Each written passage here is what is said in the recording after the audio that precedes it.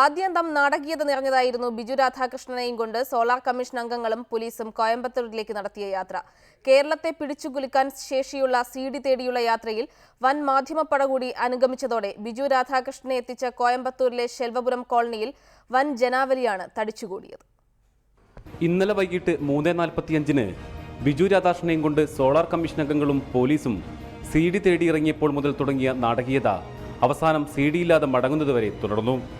എങ്ങോട്ടാണെന്ന് പറയാതെ എല്ലാം രഹസ്യമാക്കി ആരംഭിച്ച യാത്രയിൽ പിറകെ അനുഗമിച്ച വൻ മാധ്യമപ്പടയെ കൊച്ചി നഗരത്തിലൊന്ന് വട്ടം കറക്കിയാണ് പോലീസ് വാഹനം കോയമ്പത്തൂർ ഭാഗത്തേക്ക് തിരിച്ചത്. ശരവേഗത്തിൽ പാഞ്ഞ വാഹനത്തിന് പിറകെ മാധ്യമപ്പടയും അനുഗമിച്ചു. 7:45 കോയമ്പത്തൂരിലെ സെൽവപുരത്തെ ഷൺമുഖപുരം കോളനിയിലെ സെൽവിയുടെയും ബന്ധു ചന്ദ്രന്റെയും കയ്യിലാണ് CD എന്ന് ബിജു രാധാകൃഷ്ണൻ വ്യക്തമാക്കി.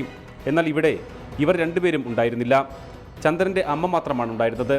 പിന്നീട് ചന്ദ്രനെ കാത്ത് 1 മണിക്കൂറോളം സെൽവപുരം കോളനിയിൽ. ഇതിനിടെ ചന്ദ്രൻ തന്റെ ബന്ധുവിന്റെ കയ്യിൽ ഒരു സഞ്ചി കൊടുത്തുവിട്ടു. തൊട്ടുപിറകെ ചന്ദ്രനും സെൽവിയും എത്തി.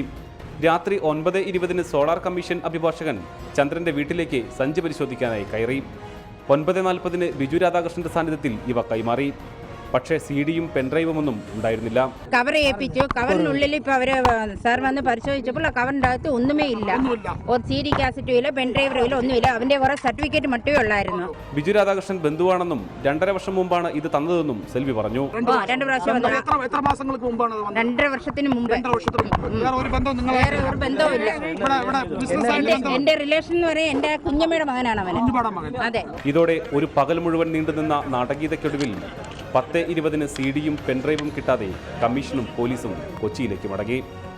കൊച്ചിയിൽ നിന്നും അനിൽ ജോർജിനോടൊപ്പം പ്രസാദ് ഉടുമ്പിശ്ശേരി, റിപ്പോർട്ടർ, പാലക്കാട്.